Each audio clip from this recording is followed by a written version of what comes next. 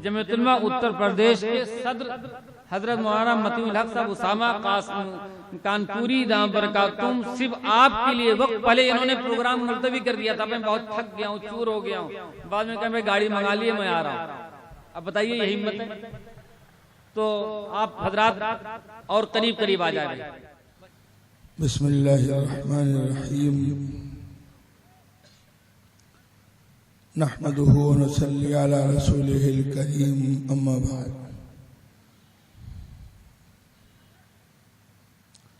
हज़रात उलमा इकराम,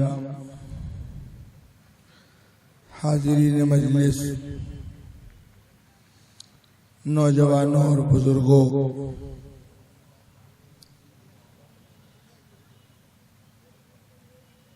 अंजुमन तहफ़्फ़ुज़ सुन्नत व अज़मत सहाबा कमेटी के ज़ेर एहतमाम आज की ये अज़ीमुश्शान कौमी यकजहती कॉन्फ्रेंस, इसमें मुल्क की अहम तरीन शख्सियत हज़रत मौलाना सैयद महमूद असद मदनी दामद बरकातुहुम तशरीफ लाए और आपको उन्होंने खिताब किया और बहुत से उलमा इकराम तशरीफ लाए। मुंतज़िमीन में खुदा जाने कौन से कशिश है, कौन से चुंबक है कि मौलाना महमूद मदनी साहब भी 24 तारीख को बैरून के सफर से वापस आए, 25 को आसाम गए, 26 की सुबह कानपुर पहुंचे, शाम की आपके पास आ गए। हमारे ऑल इंडिया सेक्रेटरी मौलाना हकीमुद्दीन साहब जो भी खिताब फरमा रहे थे, उन्होंने बतला ही दिया कि जुम्मे से अब तक लेटने को नहीं मिला।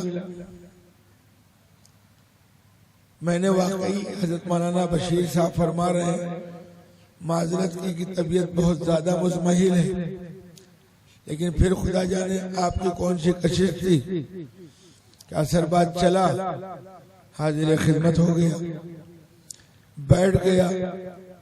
मतलब की सारी बातें आप सुन चुके, हम तो बैठ गए सवाब में हिस्सेदारी के लिए, कुछ देर आपको और यहाँ बैठाने के लिए। दुआ फरमाइए अल्लाह पाक कुछ काम की बातें कहला ले जो मेरे लिए भी मुफीद हो और आपके लिए भी मुफीद हो। कौमी यकजहती हर इंसान के हुकूक को अदा करने वाला बन जाए और उससे मोहब्बत करने वाला बन जाए और उसका भला सोचने वाला बन जाए और उसका खैरख्वाह बन जाए। ये रब्बुल आलमीन की तरफ से खास हिदायत। अहले ईमान को जो हिदायत है जरा गौर से सुन लीजिएगा। मुसलमानों को जो हिदायत है खास तौर पर, उसमें रब्बुल आलमीन ने यही फरमाया कुंतुम खैर उम्मा,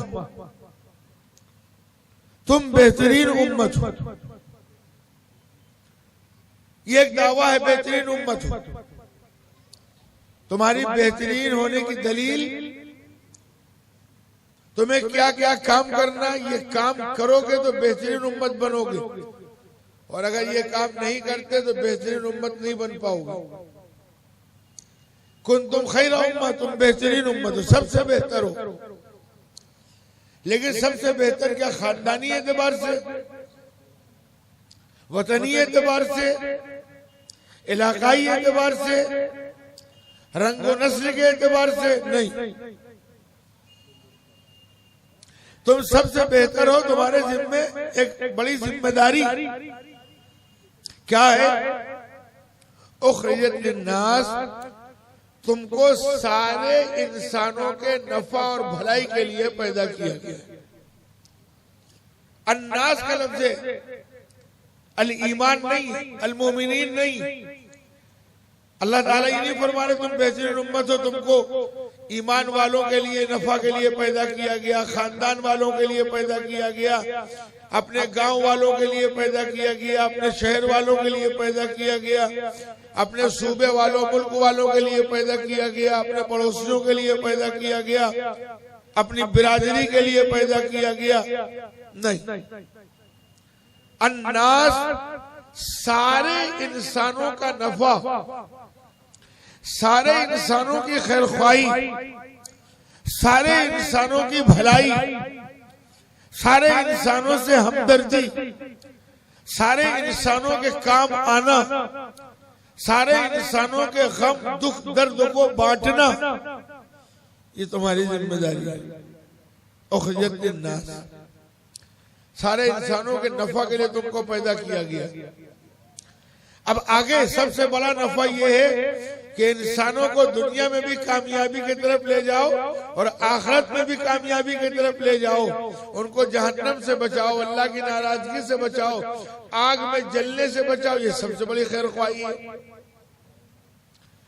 बाकी दुनियावी एतबार से भी जितनी खैरख्वाही शामिल है, तामुरून बिल मारूफ, अच्छाइयों का हुक्म करते हो, वतनहौन अनिल मुनकर, बुराइयों से रोकते हो, अच्छाइयों का हुक्म करना, अच्छे कामों की तरगीब देना, अच्छे कामों पर लोगों को आमादा करना और बुराइयों से रोकना, बुराइयों से बचाना, बुराइयों से दूर करना, खुद भी बचना, लोगों को बचाना, खुद भी अच्छे काम करना, लोगों को अच्छे काम पर लगाना, और फिर तुम ईमान वाले हो।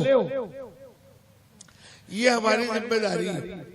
आप जरा ईमानदारी से बतलाइए, अगर आपके सबके खैरख्वाह होंगे, आप बिला तफरीक मजहब अन्नास सारे इंसानों का नफा सोचेंगे, सारे इंसानों की भलाई सोचेंगे, सारे इंसानों के हमदर्द बन के रहेंगे, सारे इंसानों की खिदमत करेंगे, सारे इंसानों को नुकसान से बचाएंगे, तो क्या आप नुकसान पहुंचाएंगे? क्या आप उसको तकलीफ पहुंचाएंगे?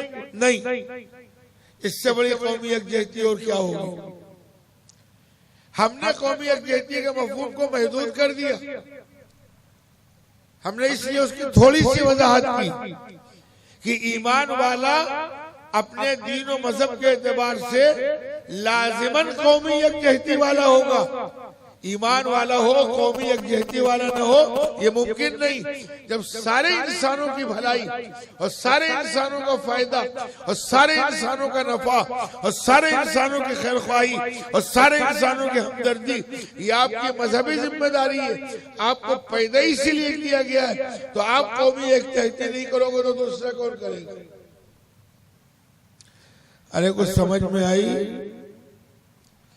अब उसके बाद एक मसला आता है कि साहब जो लोग हमारे दोस्त थे उनका हक अदा करेंगे, जो लोग हमसे ताल्लुक रखते हैं, जो लोग हमारा एहतराम करते हैं, जो लोग हमारा हक पहचानते हैं, मियाँ शुक्रिया का जवाब शुक्रिया से देना और दुआ का जवाब दुआ से देना और इनाम का जवाब इनाम से देना और फूल का जवाब फूल से देना, ये तो बदला है। कौन सा कमाल है? जनाब रसूलुल्लाह सल्लल्लाहु अलैहि वसल्लम की सीरत ये है कि गाली का जवाब दुआ से दो, धमकी का जवाब मोहब्बत से दो, ईंट और पत्थर का जवाब फूल से दो, मगर इसके लिए बड़ा दिल जिगरा चाहिए, हर एक के बस की नहीं। नबी सल्लल्लाहु अलैहि वसल्लम के सीरत का सच्चाई के साथ मुताला करना ये सबसे पहली हमारी आपकी जिम्मेदारी है। मेरे गुस्ताखी माफ हो, आज हमारे पास अपने महबूब पैगंबर, अपने आका, अल्लाह के आखिरी नबी जनाब मोहम्मद रसूलुल्लाह सल्लल्लाहु अलैहि वसल्लम की सीरत का मुताला करने का वक्त नहीं। मैं पूछता हूँ जितने लोग बैठे, जवान भी है, बुजुर्ग भी है, सीरत की कितनी किताबें पढ़ी? नबी सल्लल्लाहु अलैहि वसल्लम की जिंदगी पर क्या रिसर्च की, क्या पढ़ा? हाँ, जलसों में सुन लिया हो, कितनी किताबें घर में सीरतुन नबी की है? बहुत से लिखने वालों ने लिखी। हर जबान में सीरत की लाखों हजारों किताबें हैं, मोटी मोटी कुछ किताबें, मौलाना अली में की किताब, मौलाना आजाद की किताब, मौलाना इदरीस कांदलवी की किताब, अपने अकाबिर की किताबें, नबी सल्लल्लाहु अलैहि वसल्लम की सीरत पर छोटी छोटी किताबें भी हैं, बड़ी बड़ी किताबें भी हैं, मौलाना मोहम्मद मियां साहब की किताब, मुफ्ती शफी साहब की किताब, और बहुत से खुतबात हैं। कितना टाइम है हमारे पास? शायद कोई बाज़ौक बैठा हो यहाँ जिसके घर में कोई लाइब्रेरी छोटी सी हो और उसके अंदर सीरत की, मनकबत की, सहाबा की जिंदगी की, औलिया अल्लाह बुजुर्गान दिन की जिंदगी की किताबें मौजूद हो। हाथ नहीं उठवाऊंगा, हर आदमी अपने दिल से फतवा ले। उसके घर में जो कौम पढ़ने पढ़ाने के लिए पैदा हुई थी, जिस कौम का इम्तियाज तालीम था, जिस कौम के पैगंबर पर सबसे पहली वही तालीम की उतरी थी, इकरा बिस्मि रब्बिकल लज़ी खलक, पढ़िए अपने रब के नाम से जिसने पूरी कायनात पैदा की और इंसान को पैदा किया बदे हुए खून से। वो कौम, उस नबी को मानने वाली कौम, इल्म जिनका जेवर है, वो कौम कुरान पाक में जिसको दुआ सिखाई गई, पैगंबर की दुआ, रब्बि ज़िदनी इल्मा, ए मेरे रब मेरे इल्म को ज्यादा फरमा। आज वो कौम इल्म के एतबार से एक तो तकसीम कर दिया उसने इल्म दीन और इल्म दुनिया को, और जिसको दीन समझा उसकी भी न रही। दुनिया की बात क्या छेड़े, असली तालीम की बात क्या छेड़े, डॉक्टरी की बात, इंजीनियरिंग की बात, प्रोफेसरी की बात क्या छेड़े, IAS IPS बनने की बात क्या छेड़े। जिसको दीन समझा उससे हमारा ताल्लुक नहीं। तो इसलिए मैंने बतलाया नबी सल्लल्लाहु अलैहि वसल्लम की जिंदगी, आपकी तालीमात, कितने आपने हिदायत दी यतीमों के बारे में, गरीबों के बारे में, मिस्कीनों के बारे में, पड़ोसियों के बारे में, रिश्तेदारों के बारे में, अइज़ा अक़रबा के बारे में, आगे करीब माँ बाप बहन भाइयों के बारे में, औलाद के बारे में, बड़ों से छोटों के बारे में, छोटों से बड़ों के बारे में, आका से गुलाम के बारे में, गुलाम से आका के बारे में, अफसर से मातहत के बारे में, मातहत से अफसर के बारे में। कौन सा मौका है जो अल्लाह के आखिरी नबी सल्लल्लाहु अलैहि वसल्लम ने हमको हिदायत न की हो। अफसर पर तुम मातहतों के साथ कैसा मामला करोगे, मातहतों से तुम्हारा क्या सलूक होगा अफसरों के साथ, माँ बाप तुम्हारी क्या जिम्मेदारी अपनी औलाद के साथ, औलाद तुम्हारी क्या जिम्मेदारी है माँ बाप के साथ, पड़ोस एक पड़ोस के पड़ोसी के साथ क्या जिम्मेदारी है। जिस पैगम्बर ने, जिस शरीयत ने, जिस मजहब ने, जिस इस्लाम ने हमको कदम कदम पर हक बतलाया हो, माँ बाप से लेकर, बहन भाइयों से लेकर, पड़ोसियों से लेकर, दोस्त अहबाब से लेकर, मुल्क से लेकर, अपने दुश्मनों के हुकूक बतलाए हो। आज वो कौम अपने नबी ही को भूल गई तो दूसरों को रोना क्या रोए। सहाबा और बुजुर्गों को भूल गई। हाँ, रसूमात में बुजुर्गों को याद कर रखा है, रस्म बनवा लीजिए, और रस्म भी समझ गई, रस्म भी समझ गई खाने पीने तक। बाकी आगे ख्वाजा अजमेरी कौन सा भी जिक्र आया, क्या शख्सियत थी उनकी, इस मुल्क को उन्होंने क्या दिया, मिल्लत को क्या दिया। अभी बादशाहों का जिक्र आया औरंगजेब के हवाले से। अंग्रेजों ने तो तारीख आगे बिगाड़ी। अंग्रेजों से पहले कभी कोई हिंदू मुस्लिम झगड़ा नहीं है, नोट कर लेना इसको। अंग्रेजों के आने से पहले ये मुल्क हिंदू मुस्लिम झगड़े से पाक है। लड़ाइयां हुई, हाँ हुई, लेकिन वो इख्तिदार की लड़ाई थी, मजहबी लड़ाई नहीं थी। जितने राजे महाराजे नवाबों में लड़ाइयां हुई हैं वो इख्तिदार की लड़ाई थी कि हुकूमत हमारी की तुम्हारी, इलाका हमारा का तुम्हारा, ज्यादा ताकतवर ज्यादा बड़ी हुकूमत किसकी, मजहब की लड़ाई नहीं थी। वरना कोई सोच सकता है कि मजहब की लड़ाई हो और मुसलमान हुक्मरां अपने फौजी नुक्ते नजर से सबसे कीमती चीज तोप खाना, तोप बहुत बड़ी चीज होती है, तोप खाने का अफसर कोई मुसलमान किसी हिंदू को बनाएगा। इसके उल्टा जंग हो रही है और तोप खाने का अफसर हिंदू राजा ने मुसलमान को बना रखा है। तारीख तो पढ़िए भाई, हमने कहा ना सीरत पढ़ने का टाइम नहीं तो तारीख कहां से पढ़ेंगे। हाँ, रोने का टाइम है, कहे का टाइम है, मेरी गुस्ताखी माफ के, रोने का टाइम है। हाय फलाने आ गए तो क्या होगा, हाय फलाने आ गए क्या होगा, यानी हाय हाय सुनते सुनते कान पक गए। हाय वो कौम जिसने हवाओं के रुख मोड़ दिए, वो कौम जिसने जंगलों में जाकर के जंगल के शेरों और दरिंदों और अजदहों से खिताब किया कि हम गुलाम हैं मोहम्मद रसूलुल्लाह के, अल्लाह के बंदे हैं, हमें यहाँ पड़ाव करना है, छावनी बनानी है, कल तक या 3 दिन के अंदर इस इलाके को खाली कर दो वरना उसके बाद जो मिलेगा उसको मार देंगे। और दुनिया ने देखा शेर भागा जा रहा है, शेरनी अपने बच्चे को लेकर भागी जा रही है, अजदहे इलाके को खाली किए दे रहे हैं। किसने, किसका ऑर्डर है? नबी के सच्चे गुलाम, अल्लाह के सच्चे बंदों का ऑर्डर है।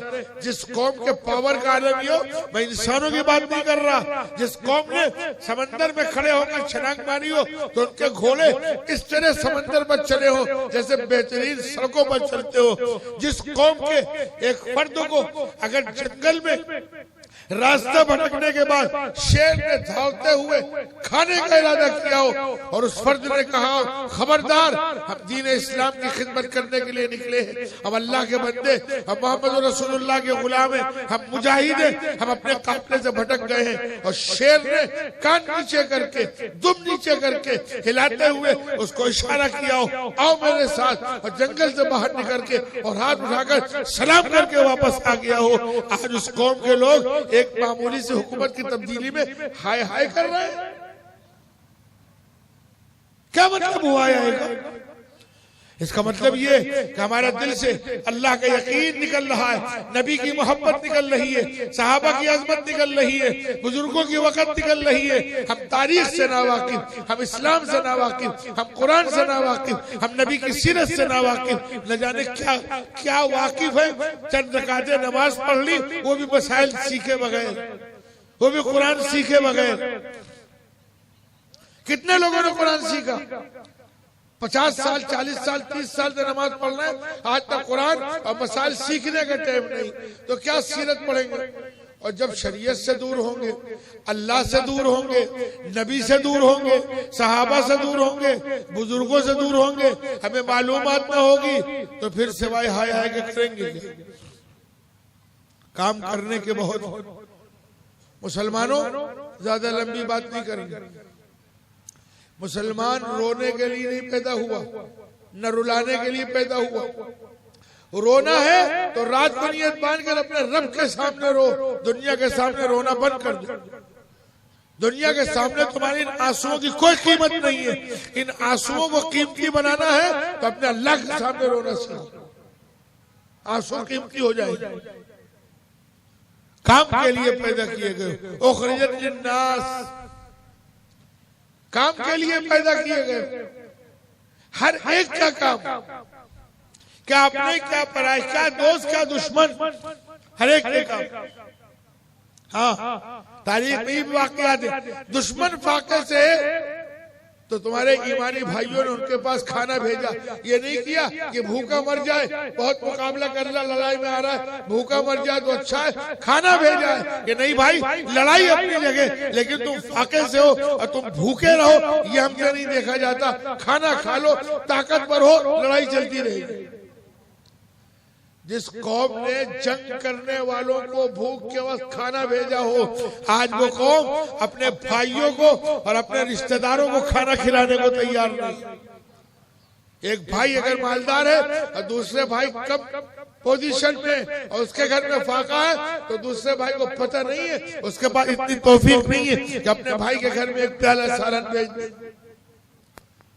वो गैर मुस्लिम है तो मतलब ही नहीं। तो इसलिए बात चली थी कौमी यकजहती से कि अगर नबी की सीरत पर चलो, हर एक के काम आओगे, हो गई कौमी यकजहती।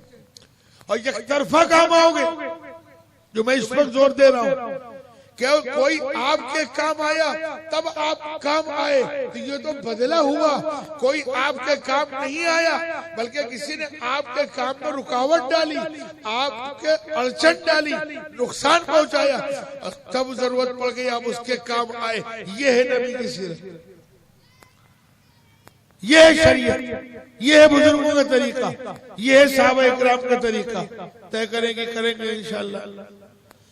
अपना काम करना शुरू कर दो, बाकी दुनिया का निजाम अल्लाह के हाथ में। एक बुजुर्ग ने एक बात कही थी, मैं उसको नकल करके बात मुकम्मल कर दूं। बहुत प्यारी बात कही थी। नकल करेंगे, नकल न करें? अरे सुनावे, कौन कौन सुनेगा? हाथ उठाओ, सभी सुने। उन्होंने फरमाया था कि आज मुसलमानों का मर्ज ये है कि अपना काम करते नहीं, अल्लाह मियां को मशवरे देते। अपना काम करते नहीं, इल्ला फलाना मर जाए, इल्ला फला हार जाए, इल्ला फला के हाथ टूट जाए, इल्ला फला के इख्तियार चला जाए, इल्ला अमेरिका बर्बाद हो जाए, इल्ला इस्राइल बर्बाद हो जाए, इल्ला मोदी योगी बर्बाद हो जाए। अरे मियाँ, वो तो अल्लाह का काम है।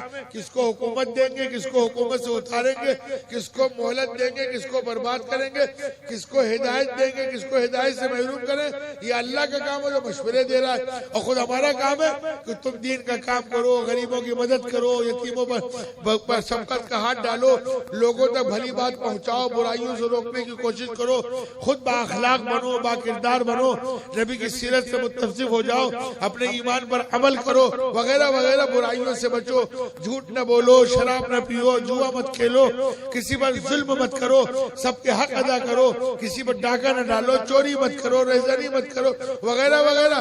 क्या सब इसने करने का काम नहीं, अल्लाह भी अमेरिका बर्बाद कर दे बस, इससे थोड़े काम चलेगा। हमको अपना काम मरते मरते करना है, करते करते मरना। बाकी दुनिया के निजाम अल्लाह के हाथ में। अल्लाह जिसको चाहेंगे हिदायत देंगे, जिसको चाहेंगे हुकूमत देंगे, जिसको चाहेंगे ताकत देंगे।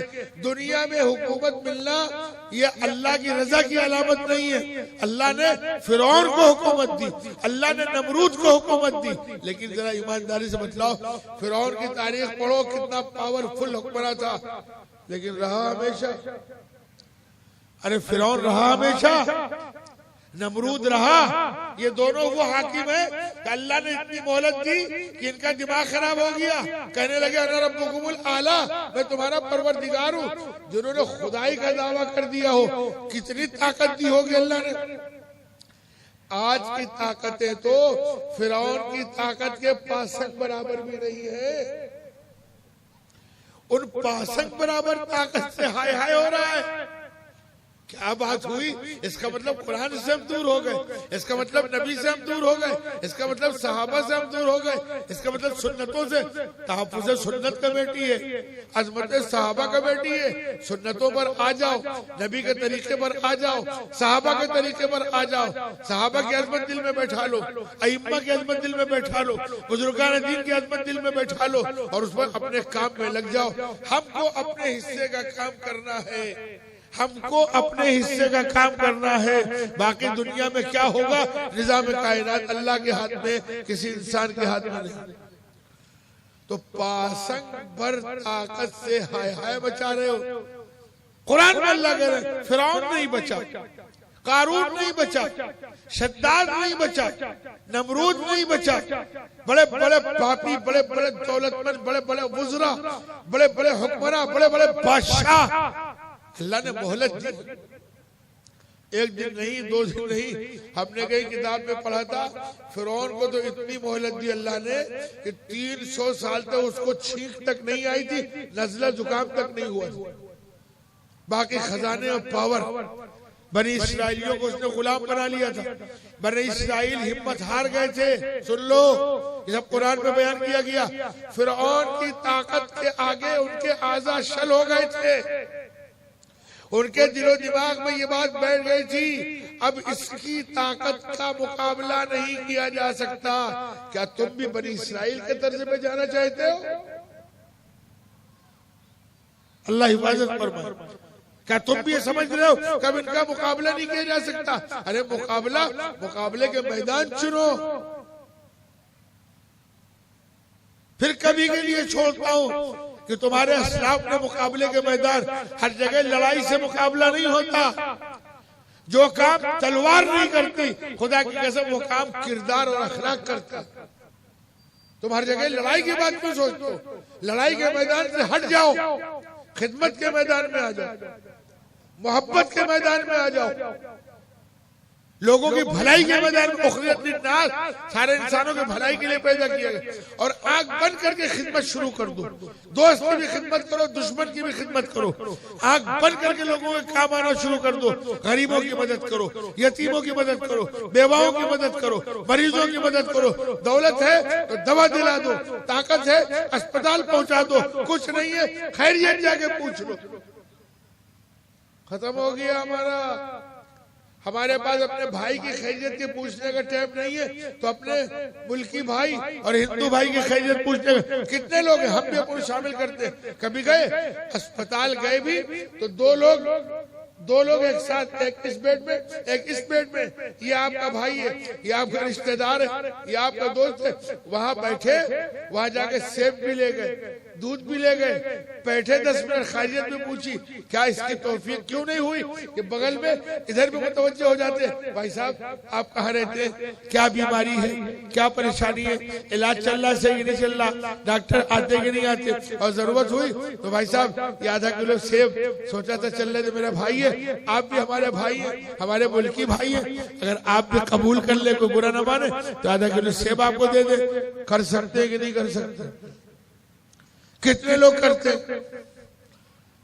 हम खुद गर्ज हो गए, और खुद गर्जों के लिए अल्लाह की दुनिया में कोई जगह नहीं।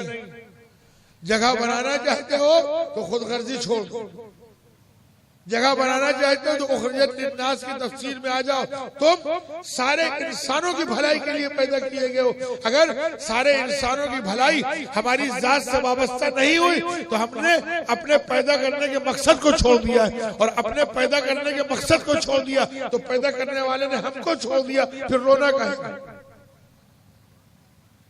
इसलिए दोस्तों, कौमी यकजहती के ज़िम्मे मैंने इतनी बात कही कि दुनिया मोहब्बत का जवाब मोहब्बत से सब देते हैं, भलाई का जवाब भलाई से सब देते हैं, हदिये का जवाब हदिये से सब देते हैं। लेकिन आओ आज नबी की सीरत, सहाबा की सीरत, औलिया अल्लाह की सीरत के हवाले से ये अहद करो कि हम मोहब्बत के जवाब तो मोहब्बत से देंगे ही, बेवफा नहीं बनेंगे।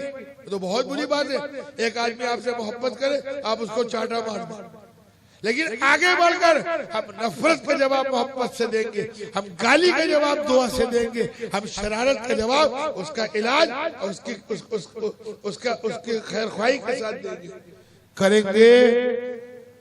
हमको अपना काम करना है, बाकी दुनिया में क्या होगा निजाम अल्लाह के हाथ में है। हाय हाय करना बंद कर दो, जो जितना हाय हाय करो समझ लो उतना उसका ईमान कमजोर है। हाय हाय ईमान की कमजोरी की अलामत है। जिसके पास ईमान होता है वो अपने अल्लाह पर एतमाद करके अपने हिस्से का काम करता है कि ये मुख्तसर सी जिंदगी है, इसमें जितना हो सके काम कर ले, न जाने कब आंख बंद हो जाए। और जिसका ईमान कमजोर होता है वह हर वक्त हाय हाय करता है। अल्लाह पाक हमें भी और आपको भी और पूरी मिल्लत को भी अपनी जिम्मेदारी और अपने हिस्से का काम अपने ईमान के साथ, आमाल के साथ, नमाज रोजे के साथ, सारे खानदान, पड़ोस, अज़्ज़ा अक़रबा, दोस्त अहबाब, बल्कि दुश्मन, सबका हक अदा करके और हक से आगे बढ़ करके सबके साथ खैरख्वाही का मामला करने की तौफीक अदा फरमाए। और हाय हाय जैसे बेवकूफाना फिक्र से और सोच से और हिमाकतों से अल्लाह पाक हमारी आपकी अब पूरी उम्मत की हिफाजत फरमाए। वाखिरु दावाना अनिल हम्दुलिल्लाहि।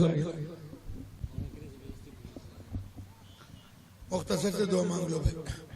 अल्हम्दुलिल्लाह रब्बिल आलमीन, अल्लाहुम्मा सल्ली अला मुहम्मद व अला आलि मुहम्मद कमा सल्लैता अला इब्राहीम व अला आलि इब्राहीम इन्नका हमीदुम मजीद। अल्लाहुम्मा बारिक अला मुहम्मद व अला आलि मुहम्मद कमा बारकता अला इब्राहीम व अला आलि इब्राहीम इन्नका हमीदुम मजीद। रब्बना ज़लमना अनफुसना व इन लम तग़फिर लना व तरहमना लनकूनन्न मिनल खासिरीन। रब्बना ला तुज़िग़ क़ुलूबना बअद इज़ हदैतना व हब लना मिन लदुनका रहमह इन्नका अंतल वह्हाब। रब्बना इग़फिर लना व लिइख़वानिना अल्लज़ीना सबक़ूना बिल ईमान व ला तजअल फ़ी क़ुलूबिना ग़िल्लन लिल्लज़ीना आमनू रब्बना इन्नका रऊफ़ुर रहीम। रब्बना आतिना फ़िद दुनिया हसनह व फ़िल आखिरति हसनह व क़िना अज़ाबन नार। या अल्लाह हम सबके गुनाहों को माफ़ फरमा दीजिए, खताओं से दरगुजर फरमा दीजिए। इस थोड़ी देर बैठने को कबूल फरमा लीजिए। कहने वालों से कहने को, सुनने वालों से सुनने को, मुंतजिमीन से इंतजाम को, मुआमिनीन से मुआमनत को अपनी बारगाह में कबूल फरमा लीजिए। मालिक हमें अपना सच्चा बंदा बना लीजिए, हमें अपनी जिम्मेदारियों को अदा करने वाला बना दीजिए। हमें लापरवाह और गाफिलों में शुमार न फरमाइए, हमें बेदार लोगों में शुमार फरमा दीजिए। हमारे ईमान को क़ुव्वत अता फरमाइए, हमारे किरदार को पुख्तगी अता फरमाइए, हमारे आमाल को पुख्तगी अता फरमाइए, हमारी इबादत नमाज रोजा भी मजबूत फरमाइए, हमारे मामलात दुरुस्त फरमाइए, हमारी माशरत दुरुस्त फरमाइए, हमारे अखलाक दुरुस्त फरमाइए, हमें हौसला अता फरमाइए, हमें हिम्मत अता फरमाइए, हमें हर तरह के शुरूर और आफात से महफूज फरमाइए। मालिक हमें सारे इंसानों की भलाई का जो हुक्म आपने दिया है हमें उस हुक्म पर चलने की तौफीक अता फरमाइए। मालिक सारे हाजिरीन की सारी जायज़ हाजात पूरी फरमा दीजिए, बीमारों को शिफा अता फरमा दीजिए, परेशान हालों की परेशानियां दूर फरमा दीजिए।